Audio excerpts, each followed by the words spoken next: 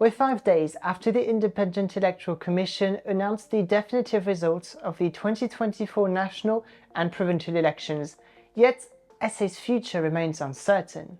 For the first time since 1994, voters took the ANC's monopoly away and did not give any single party an outright majority. And now we are all called upon to recognize that the results of the election in the end reflect the will of the people. What this election has made plain is that the people of South Africa expect their leaders to work together to meet their needs. They expect the parties for which they have voted to find common ground, to overcome their differences, to act and work together for the good of everyone. Work together, find common grounds, overcome their differences.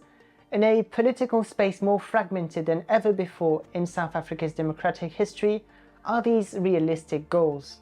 On the 17th of June at the latest, Chief Justice Raymond Zondo will preside the first session of the National Assembly's 7th legislature. Elected MPs will be sworn in and elect the Speaker, Deputy Speaker, and the President of the Republic. That gives elected parties a bit more than a week to meet, discuss agreements, and hopefully make South Africa a stable country for the next 5 years. So what could this new era of minority politics look like? I'm Julien Trevian, you're watching Johannesburg Journal. My fellow South Africans, take note of what is happening in South Africa. The date for the demise of the white minority regime has been determined. Listen properly. It's over. It's a fourth Rugby World Cup for South Africa. With what we have gone through, we can't allow this, Madam Speaker. Well, let me tell you something. The ANC is falling even further into the ground. You are not showing the comrades a way to eat. Shut up! Shut up! I want to hear a pin drop. Polls had been predicting the ANC dropping below 50% for months, yet some commentators believed the party would make them lie at least one more time. But with some 40% of the votes, the ANC has only managed to win 159 seats in the National Assembly, way short of the 201 required to rule without constraints. With 87 seats, the Democratic Alliance has improved its share of the votes. Although it's not back to its 2014 levels, the Blue Party is still the second in Parliament. Now, looking at the EFF's results tells the story of the rising star of SA politics not even making it to 10% and even losing 1 point compared to 2019. It also means losing its place on the podium to Umkhonto we Sizwe, formed 6 months ago. The party received 14.5% of the votes, mostly thanks to former President Jacob Zuma's face on the ballot, although he was ineligible. So, for the first time since 1994, the IEC's proclamation of the election results has not given a clear answer as to who will rule South Africa. Only party negotiations will determine the next government, but President Ramaphosa's address on Thursday evening has given a bit of clarity and perhaps reassured South Africans. The ANC, he said, is determined to work with all parties to form a government of national unity that is stable, effective, and advances the interests of the people of South Africa as a whole. The purpose of the government of national unity must be first and foremost be to tackle the pressing issues that South Africans want to be addressed. These issues include job creation and the growth of our economy that will be inclusive, the high cost of living, service delivery, crime, and corruption. The NEC has agreed that this moment calls for the broadest unity of the people of South Africa. This moment also calls for multi-party cooperation and multi-stakeholder collaboration if we are to overcome the severe challenges that confront our country. Should the main parties agree to work together, they would all take part in the executive. Given the ANC's position, it is likely President Ramaphosa will remain the President of the Republic. Other cabinet positions would be shared between the DA, MK, the EFF, the IFP, and even perhaps the PA, VF+, and Action SA, based on their representation in the National Assembly. However, it remains to be seen whether party leaders can come together after what President Ramaphosa called a particularly toxic and divisive election campaign which fractured society. Indeed, some parties have appeared to reject the idea of a government of national unity. EFF leader Julius Malema was quoted saying, "We don't want it. We want a coalition. We don't want a government of national unity. We'll end up with the wrong people."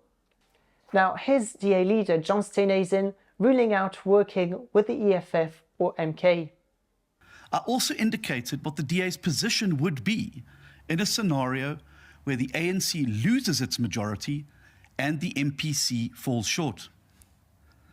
At the time, I said that if the scenario materializes, and I quote, "The DA will make it our #1 priority and do absolutely everything in our power to prevent an ANC-EFF doomsday coalition from taking power," unquote. In the 14 months since I spoke those words, the rise of the MK party has only added urgency now to that commitment. And until today, Jacob Zuma's MK refused to engage with the ANC. It rejected the election results, calling for a new election, and said it wanted some change in the ANC's leadership. So what if a government of national unity fails? Well, the ANC would have to form a coalition with the DA or MK. Whichever ally they choose, Ramaphosa's party would either share cabinet positions or work on a supply and confidence model where the ANC keeps the executive but allows its partner to lead parliament and hold it to account. An ANC-DA coalition would secure 246 seats, possibly more with the IFP and other ex-multi-party charter members. An ANC-MK pact would ensure 217 seats with the possibility of bringing the EFF on board and perhaps the Patriotic Alliance. Any other coalition agreement simply wouldn't work. A multi-party charter coalition could only get 119 seats at most, and MK and the EFF alone 97. The ANC would come close but not quite past the 201 seat threshold with the EFF and would only get 176 seats with the IFP. Finally, an ANC minority government is the last scenario should coalitions fail too. The ruling party would struggle to pass bills, implement reforms and adopt the state budget. It would also be constantly at risk of no confidence votes. Such a way of functioning is, however, not necessarily dysfunctional if other parties agree to work in the interest of South Africans and that SA must move forward. And that's good news. All major parties seem to be willing to put their differences aside and work for the greater good of South Africa and its people. After all, many manifestos shared common objectives and sometimes even common measures. The DA have been very clear that they were open to talks ever since the election results. So were the EFF, saying they would have open-minded engagements, and even MK, who agreed to meet the ANC today after ghosting them earlier this week. The ANC may have lost its outright majority. It, however, remains the cornerstone to any future government.